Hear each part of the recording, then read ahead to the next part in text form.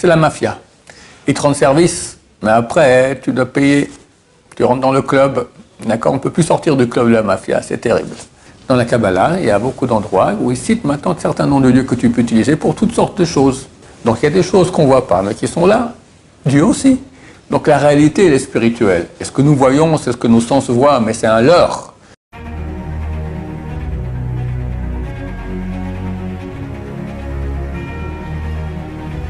Ce jour dédié pour la bénédiction et pour la protection divine du soldat Shirion Ariel Darmoun Ben Yael.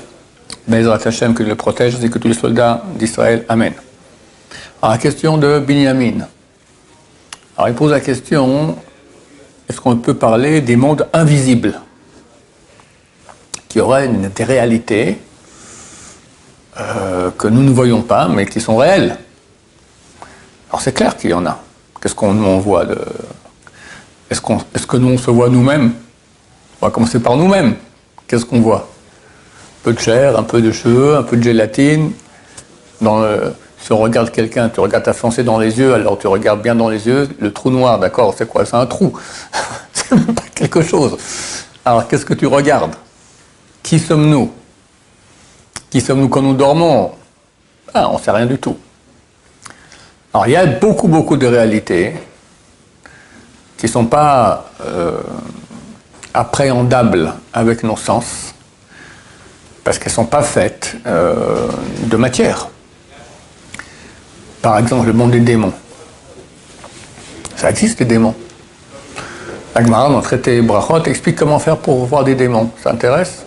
Il faut prendre le placenta d'une chatte noire, fille aînée d'une chatte noire, et brûler ce placenta, en faire de la poudre, des cendres, et mettre dans les yeux. Alors tu verras les démons.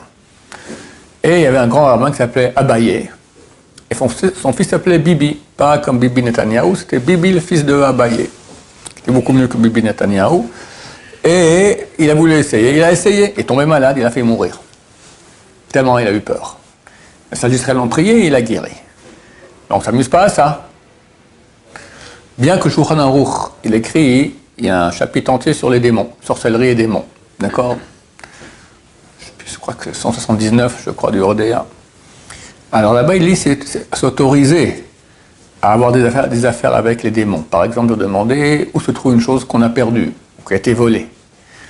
Mais pour finir, il conclut là-bas que tout celui qui a des affaires avec eux, il finit jamais bien. C'est la mafia. Ils te rendent service, mais après, tu dois payer.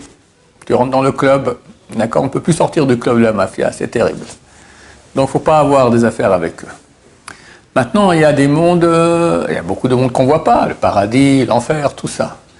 Maintenant, il y a des mondes spirituels. Nous, dans le monde le plus bas, qui s'appelle Asiya. Et dans Asiya, il y a des mondes et des mondes et des mondes. Au moins 10 mondes, on est dans le plus bas. Et après, tu as Yetzira, après Bria, après Asilut.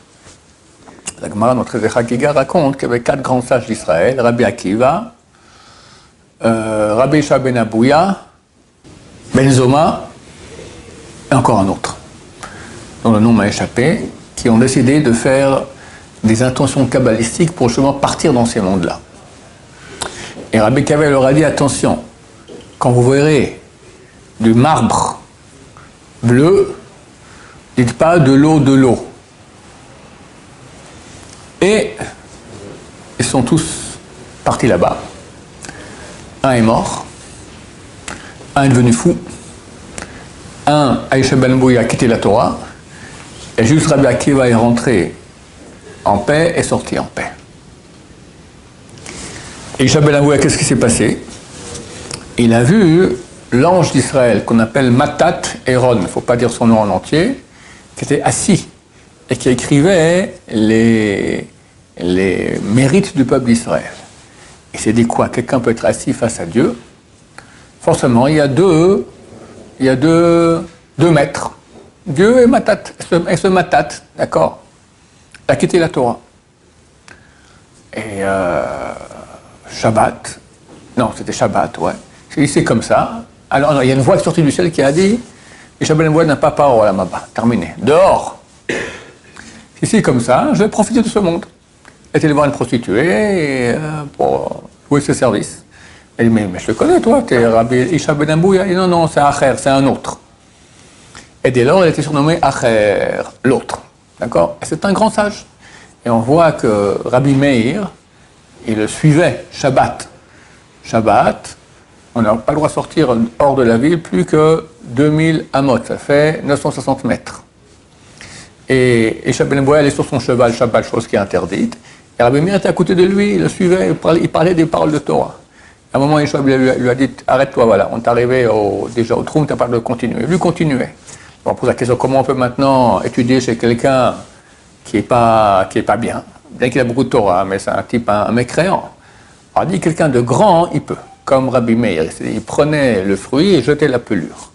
Mais nous, on ne peut pas, parce qu'on sera forcément influencé en mal. Même regarder un mécréant, c'est interdit. Parce que ça impacte la neshama. Donc il existe toutes sortes de mondes de ce type-là, et il y a aussi beaucoup de mondes, ça c'est les mondes purs qui sont montés là-haut, mais auparavant, pour arriver dans les mondes purs, il y a tous les mondes impurs, qui sont beaucoup plus bas. Et là, il y a des choses terribles. Quand quelqu'un n'est pas très pur, il va dormir la nuit, alors, en fonction de sa pureté, en fonction des mitzvot qu'il a fait la même journée, en fonction de la façon qu'il s'est endormi, qu'il a fait Kriyat Shema Shalamita et pensé des paroles de Torah en s'endormant, il va arriver dans des mondes différents. Et plus il est pur, plus il va arriver dans des mondes supérieurs, où il pourra même étudier la Torah. Il y en a des grands sages d'Israël, chaque fois qu'il dormait, il partait, une fois il allait dans les chevaux de Rashi, une fois les chevaux de Rabbeinu Hari, une fois de Rachbe Bar Yochai, d'accord. Il y a un rabbin qui a écrit un livre entier sur toutes sortes de questions qu'il a posées dans le ciel.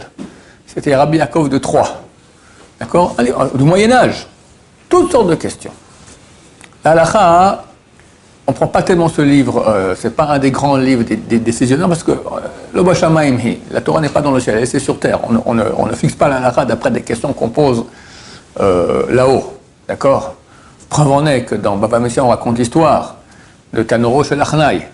Il y avait un four en terre. C'était des fours qui étaient portatifs. Alors un four portatif en terre, ou comme tout ustensile en terre, en argile, etc., en poterie, si quelque chose d'impur le touche, il devient impur. Par exemple, un lézard mort tombe dans un four pareil, chose qui peut arriver, ben, le four devient impur. Une femme nida a touché, il devient impur. Un morceau de mort a touché, etc. Comment on fait pour purifier? Alors si c'est des instruments de métal, on les trempe au mikvé, mais si c'est un instrument de poterie, il n'y a aucune solution, on le casse. Les sages d'Israël se sont posé la question, qu'est-ce qui se passe si on le casse en lamelles, et après on le recolle? Est-ce que l'impureté revient ou pas? Discussion entre deux grands sages d'Israël, Rabbi Ezer et Rabbi Yoshua. Un dit, oui, il devient impur, l'autre dit, non, il reste pur. Et la majorité des sages d'Israël étaient avec Rabbi Yoshua, contre Rabbi Eliezer, qui était un grand de Torah. Il semblerait que c'était un Gilgoul, une réincarnation de Moshe Rabbeinu. C'est le premier rabbin qui est cité dans la Gemara et dans la Mishnah. Rabbi Eliezer Agadol, le grand Rabbi Eliezer. Pas n'importe quoi. Lui dit un avis et tous les sages d'Israël disent autrement. Et Rabbi Eliezer dit, si j'ai raison, que cette rivière parte dans l'autre sens. Elle part dans l'autre sens. Rabbi Yoshua dit, on n'a même pas des preuves de rivière qui part dans l'autre sens. Si j'ai raison que ce carubier se lève maintenant et aille se replanter là-bas, le carubier se lève, il va se planter là-bas. On n'a même pas une peur du carubier. Si j'ai raison que les parois du Beth Midrash tombent, elles commencent à tomber. Rabbi Yoshua dit, arrêtez-vous. Les sages d'Israël sont en dispute, c'est pas votre affaire. Alors elles sont restées comme ça. Si on remonte, c'est un manque de kavod pour Rabbi Eliezer qui a dit de tomber. Si on tombe, c'est un manque de kavod pour Rabbi Yoshua. Elles sont restées penchées jusqu'à ce jour-là. Ça expliquait pourquoi il y avait des mauvais architectes à l'époque et que les parois sont restées tordues. À la fin, une voix descend du ciel qui dit, Rabbi Eliezer a raison. Quel courage d'Ibn Israël. Quel courage des sages d'Israël. Rabbi Yoshua a dit, on n'écoute pas les voix du ciel. La halakha est tranchée par les sages d'Israël. Point.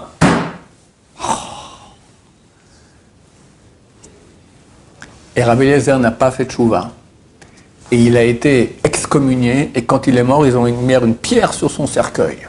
Rabbi Eliezer Agadol, c'est le plus grand rabbin qui est cité dans la Mishnah, le premier qu'on cite. Bon, alors on voit en tout cas que dans le ciel, il y a eu une discussion. Qui a raison? Et une voix est descendue du ciel. Donc il y a des réalités que nous ne connaissons pas. Maintenant, je voulais commencer à expliquer que quand on dort, alors on commence à monter, à monter, à monter, à monter, si on arrive à monter. Et beaucoup restent bloqués dans des mondes impurs. Quelqu'un qui rêve d'une fille la nuit et a une position nocturne, et a été bloqué à un endroit en bas, d'accord, il n'a pas pu monter, et il la purifie. Donc ces mondes-ci, ça vaut la peine de ne pas aller les visiter, parce que c'est terrible. C'est des mondes impurs terribles. Voilà, que dire encore? L'enfer. Il y a 7 degrés dans l'enfer. Heureusement qu'on ne les voit pas, on serait malade. Alors on parle de feu là-bas. Bien sûr un feu spirituel, mais qui fait mal. Comme la douleur ici aussi, elle est spirituelle. La douleur, qu'est-ce que c'est? Tu as un nerf, et quand il touche une chose qui est une flamme, par exemple, alors elle envoie un message électro-nerveux au cerveau, et là-bas, tu as une neurone qui commence à faire tric, tric, tric, tric, comme ça, d'accord? Et la neurone envoie un message à moi. Moi, je ne suis pas physique, moi je suis spirituel. Maintenant, je peux annihiler ce service, d'accord? C'est un service, parce que quand je mets mon doigt sur une flamme, aïe!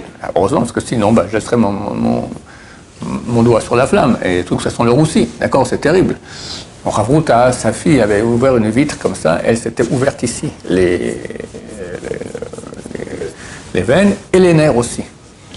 Alors on a dit, fais très attention, parce que si tu poses ta main, par exemple, sur une plaque bouillante, d'accord, elle peut brûler et tu sens rien. Comme je dis, ça sent le roussi, oh la main est toute noire, d'accord, Shem Shmor. Et ça repousse, je crois que ça repousse toutes les semaines 1 centimètre, ou tous les mois 1 centimètre. Le nerf reprend pour arriver, etc. Donc, la douleur elle-même, c'est quelque chose de spirituel, parce que bien que ça passe par un chemin physique, ça arrive à la neurone. Ok, mais la neurone, c'est pas elle qui souffre. Elle est excitée, elle envoie un message à qui? À moi. Moi, je ne suis pas physique, moi je suis spirituel. Donc la souffrance, elle est spirituelle. Maintenant, Dieu peut faire souffrir quelqu'un, comme il souffre ici sur Terre, sans qu'il y ait besoin qu'il y ait ni un corps, ni un feu. Ça s'appelle l'enfer. D'accord? C'est écrit que là-bas, dans le premier degré le plus cool, le feu est 60 fois plus fort qu'ici. Et le deuxième d'après, tu vas mettre des toits en maths, d'accord, il est 60 fois plus fort que le premier. Donc ça fait 60 au carré. Combien ça fait? 3600. C'est ça? C'est ça? Bon, tu vas mettre pour le troisième maintenant. Le troisième est 60 fois plus fort que le deuxième. 60 fois 3600. Ça fait pas mal. Jusqu'au septième. Et après, il y a encore dessous un autre, qui est pour, je ne vais même pas vous dire pourquoi. Et ceux qui vont là-bas n'en sortent jamais. Shem Shmor. De même qu'il y a tout le monde des démons et le monde de l'enfer, il y a aussi les anges. Il faut savoir qu'il y a 4 mondes, comme j'ai dit auparavant. Le plus haut, c'est Hatzilut. Nous, on vient de la Hatzilut. Les anges viennent du monde qui est au-dessous de la Hatzilut, qui s'appelle la Bria. C'est pour ça qu'il est écrit dans les prophéties de Bilam. Bilam, c'est le plus grand prophète non juif. Alors il dit Ka'et Yamer l'Israël ou les Yaakov et l'Israël m'appelle elle. Un jour viendra, on dira à Yaakov et à Israël, que fait Dieu? Que les non-juifs, très bientôt, viendront nous dire écoutez, vous êtes branchés avec Dieu là-haut, vous voyez tout, racontez-nous un peu qu'est-ce qu'on doit faire. D'accord? On sera le guide des nations, comme c'est écrit Or la Goïm, peuple d'Israël, est une lumière pour les nations. On a une mission d'aller prodiguer la parole de Dieu aux nations. Mais et ça, l'Israël ont dit, c'est pas seulement les nations qui vont venir, c'est les anges eux-mêmes. Ils vont venir, hey, Binyamin, t'es sympa, dis-moi, qu'est-ce qui fait Dieu? Moi, je suis du 3e monde, toi, tu es du 4e, tu vas beaucoup plus haut que nous. Aujourd'hui, on est tout en bas, alors notre racine, elle est là-haut. Mais à l'époque messianique, alors on va arriver à une connaissance qui correspond à notre source. Même aujourd'hui, en Kabbalah, en mystique juive, les kabbalistes les plus grands n'étudient que extériorité de extériorité. Donc, c'est la pelure de la pelure. Maintenant, tu as intériorité d'extériorité, tu as extériorité d'intériorité, tu as intériorité d'intériorité. Et comme je reviendrai, on va étudier intériorité d'intériorité, les grands, grands secrets de la mystique juive, que Dieu veut qu'on apprenne. C'est certainement pas ce que je veux dire maintenant, mais en passant, on pourra aussi utiliser les noms de Dieu. Dans la Kabbalah, il y a beaucoup d'endroits où il cite maintenant certains noms de Dieu que tu peux utiliser pour toutes sortes de choses. C'est absolument interdit de le faire. Interdit. Celui qui fait ça, c'est terrible, la vengeance divine qui arrive, parce que de petits poux puants, comment tu vas, tu utilises le nom de Dieu pour tes choses. Mais on peut, par exemple, on peut faire une téléportation. Tu vas aller voir ta mère maintenant à Fribourg, d'accord? Alors, tu prends un bambou qui fait 2 mètres. Il y a un certain nombre de Dieu que je peux te donner, d'ailleurs. Tu mets, je ne connais pas les points, je ne connais pas les voyelles, donc ça ne marche pas. Tu mets ça en parchemin, tu mets dans le bambou, tu te mets à Califourchon et Harry Potter. Je vais maintenant à Fribourg. Et je crois qu'Harry Potter, ça vient de là. Ils ont dû voir dans l'Antiquité des rabbins, enfin, parce que les grands rabbins, parce qu'on voit là-bas, moi je n'ai pas vu Harry Potter, mais cette séquence j'ai vu, d'accord, on voit avec des chapeaux, avec des grandes barbes. C'est les rabbins avec les grandes barbes, qui ça peut être, hein? D'accord? Donc ça vient de chez nous. Ou toutes les choses qu'on peut faire, alors on n'a pas le droit de le faire, mais à l'époque messianique, on le fera, d'accord? On sera à un très très haut niveau, donc il n'y aura aucun problème. Alors il y a aussi le monde des anges. Il y a 10 degrés d'ange. Maïmonide, le Rambam, qui était un homme très très peu kabbaliste, très très terre à terre, il les cite dans les Sodé de la Torah. D'accord? Depuis les plus hauts jusqu'aux plus bas. Maintenant, on ne les voit pas, ces anges. Et c'est certain qu'ils ont un impact et un rôle. C'est décrit qu'il y a des anges qui sont plus grands que le monde entier. C'est marqué que chaque brin d'herbe, il a aussi un ange qui le tape dessus et qui lui dit « grandis ». Donc il y a toutes sortes d'anges, des petits, des grands, des moyens. Donc il y a une réalité spirituelle qui est énorme. Ce que nous on voit rien, on voit la semelle de l'être. D'accord? La semelle, même pas la chaussure. On voit rien. Mais c'est clair que tu vois un monde qui est parfait. Alors tout ce que les gens appellent la nature, d'accord? Mais la nature elle est extrêmement performante. J'avais il n'y a pas longtemps quelqu'un qui était chez moi, un enfant de 12 ans. Et il a des questions, enfin il ne croit pas en Dieu, il pense qu'il ne croit pas en Dieu parce que je ne le vois pas. Alors j'ai pris mon mouchoir, je lui ai dit regarde, qu'est-ce qui se passe? Je n'ai pas dit à lui, j'avais 2 enfants, un petit enfant à moi et cette personne-là aussi. J'ai posé aux 2, du genre que je pose plutôt à mon... Et ben, c'est la force de la gravitation. Tu es d'accord? Oui, force. Alors il y a une force? Oui, bien sûr qu'il y a une force. Pourtant je ne la vois pas. Tu la vois cette force? Regarde. Hein? On ne la voit pas. Donc il y a des choses qu'on ne voit pas, mais qui sont là. Dieu aussi. Ah, il était baba, d'accord. Regarde maintenant le monde. Il y a plein de forces. On sait qu'il y a des cycles géologiques, etc. Extraordinaires. Ne serait-ce que... une fois, il y a 300-400 ans, un type rentre chez un grand, je crois que c'était Newton, je ne sais plus, chez un grand astronome, et il a fait une machine. On voyait la Terre, la Lune, les astres, comment ça tournait comme ça, on tournait, ça bougeait. C'est extraordinaire ce truc-là, qui vous a fait ça? Il dit, ça s'est fait tout seul. On raconte des histoires, non, ça fait tout seul. Mais on raconte des histoires, c'est pas fait seul. Alors ça s'est pas fait seul. Par contre, le vrai, qui est beaucoup plus précis que celui-là, il s'est fait tout seul. Donc c'est clair qu'il y a une réalité, la réalité elle est spirituelle. Beaucoup de gens te diront, tu vas faire quoi dans la vie? Bon, au début, quand je fais tchouva, tu vas faire quoi? Je vais étudier la Torah. Bon, ok, bon, mais il faut être réaliste. Réaliste. Aller faire de l'argent, c'est réaliste, ça. D'abord, l'argent que tu fais, c'est pas toi qui le fais. Si Dieu décide que tu as Torah, si tu décides que tu n'auras pas, tu n'auras pas. Tu peux faire beaucoup d'argent et le perdre, tu peux faire rien du tout, tu reçois plein d'argent. Qu'on n'a pas vu ça? L'argent vient de Dieu, c'est vraiment pas réaliste d'aller faire de l'argent. Par contre, quand j'étudie la Torah, c'est clair que je crée la réalité la plus tangible, la plus solide, la plus lumineuse qu'il y a dans l'univers. Sauf que c'est pas ici, dans le matériel, c'est dans le spirituel. Mais on est spirituel. On n'est pas matériel. L'être humain, il est matériel, le corps, il est matériel, le corps. Qu'est-ce que tu dis? Oui, grave erreur. Tu as fait un peu de physique dans ta vie. Alors tu as les cellules. Les cellules sont divisées en quoi? En molécules. Les molécules en quoi? En atomes. Les atomes en quoi? En noyaux, qui sont faits de protons et de neutrons, et les électrons qui tournent très loin du noyau, très vite. Tu prends l'atome. Combien de vide il y a dans un atome? Le vide. Ah, tu as que le noyau, et très loin, les électrons qui tournent. Donc, le très loin, entre les deux, qu'est-ce qu'il y a? Du vide. Maintenant, prends un être humain, prends un corps humain, enlève tout le vide des atomes, tu prends que les noyaux et les électrons. Ça ne se voit pas à l'œil nu. Ça ne se voit pas à l'œil nu. Donc, tu es un homme invisible. Pourtant, je te vois. Quand c'est que je te vois? Et puis, si je te touche, hein, mon poing, il touche la table, ça touche bien. Donc c'est solide. Comment ça se fait si c'est du vide? Hein? Eh bien, les électrons, quand ils tournent très vite, ils forment un champ électromagnétique. Un champ. C'est rien. C'est même pas quelque chose qu'on peut toucher. Un champ. Mais ce champ, il fait que lorsque je donne un coup de poing sur la table, le champ électromagnétique de mon poing, il va heurter le champ électromagnétique de la table. Et si on est en voiture à 150 km/h et on fait un boom dans un pylône, alors ça fait très mal.